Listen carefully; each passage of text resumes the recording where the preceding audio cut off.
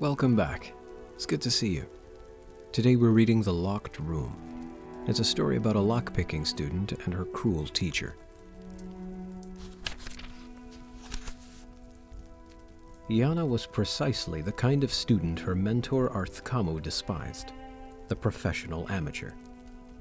He enjoyed all the criminal types who were his usual pupils at the stronghold, from the common burglar to the more sophisticated blackmailers, children, and young people with strong career ambitions, which the art and science of lockpicking could facilitate. They were always interested in simple solutions, the easy way. But people like Yana were always looking for exceptions, possibilities, exotica. For pragmatists like Arthkamo, it was intensely vexing. The Red Guard maiden would spend hours in front of a lock, prodding at it with her wires and picks, flirting with the key pins and driver pins, exploring the hull with a sort of casual fascination that no delinquent possesses. Long after her fellow students had opened their test locks and moved on, Yana was still playing with hers. The fact that she always opened it eventually, no matter how advanced the lock it was, irked Arthkamo even further. "You are making things much too difficult," he would roar, boxing her ears. "Speed is of the essence, not merely technical know-how. I swear that if I put the key to the lock right in front of you, you'd still never get around to opening it." Yana would bear Arthkamo's abuse philosophically. She had, after all, paid him in advance. Speed was doubtless an important factor for the picker trying to get somewhere he wasn't supposed to go, with the city guard on patrol behind him. But Yana knew it wouldn't apply to her. She merely wanted the knowledge. Arthkamo did everything he could think of to encourage Yana to move faster. She seemed to perversely thrive on his physical and verbal blows, spending more and more time on each lock, learning its idiosyncrasies and personality. Finally, he could bear it no longer. Very late one afternoon, after Yana had dawdled over a perfectly ordinary lock, he grabbed the girl by her ear and dragged her to a room in the stronghold far from the other students, an area they had always been forbidden to visit. The room was completely barren, except for one large crate in the center. There were no windows and no other door except for the one leading in. Arthkamo slammed his student against the crate and closed the door behind her. There was a distinct click of the lock. "This is the test for my advanced students," he laughed behind the door. "See if you can escape." Yana smiled and began her usual slow process of massaging the lock, gaining information. After a few minutes had gone by, she heard Arthkamo's voice again call out from behind the door. "Perhaps I should mention that this is a test of speed. You see the crate behind you? It contains a vampire ancient who has been locked in here for many months. It is absolutely ravenous. In a few minutes' time, the sun will have completely set, and if you have not opened the door, you will be nothing but a bloodless husk." Yana considered only for a moment whether Arthkamo was joking or not. She knew he was an evil, horrible man, but to resort to murder to teach his pupil? The moment she heard a rustling in the crate, any doubts she had were erased. Ignoring all her usual explorations, she jammed her wire into the lock, thrust the pegs against the pressure plate, and shoved open the door.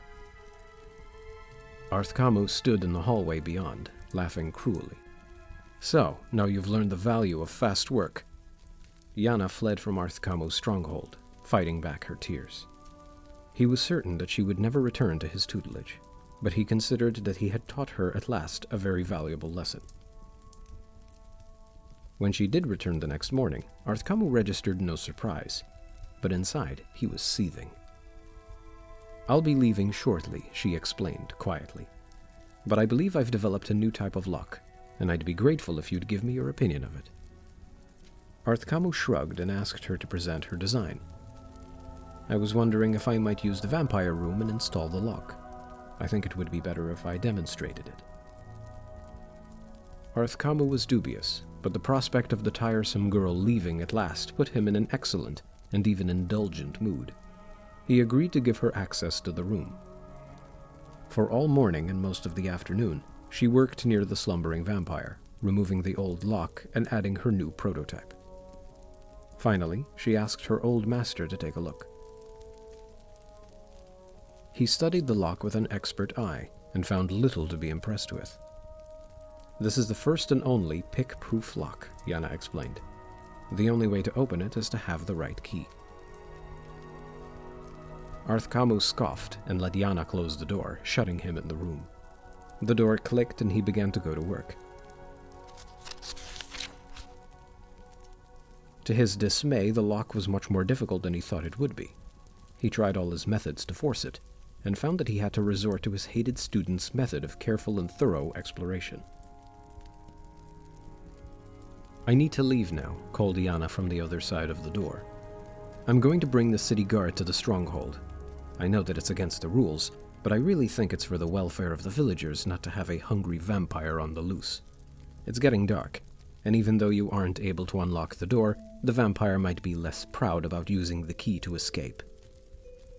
Remember when you said if I put the key to the lock right in front of you, you'd still never get around to opening it?" "Wait," Arthkamu yelled back. "I'll use the key. Where is it? You forgot to give it to me." But there was no reply, only the sound of footfall disappearing down the corridor beyond the door. Arthkamu began to work harder on the lock, but his hands were shaking with fear. With no windows, it was impossible to tell how late it was getting to be. Were minutes that were flying by, or hours? He only knew that the vampire would know. The tools could not stand very much twisting and tapping from his hysterical hands. The wire snapped in the keyhole, just like a student. Arthkamu screamed and pounded on the door, but he knew that no one could possibly hear him. It was while sucking in his breath to scream again, he heard the distinct creak of the crate opening behind him. The vampire ancient regarded the master locksmith with insane, hungry eyes, and flew at him in a frenzy. Before Arthkamu died, he saw it. On a chain that had been placed around the vampire's neck while it had been sleeping was a key.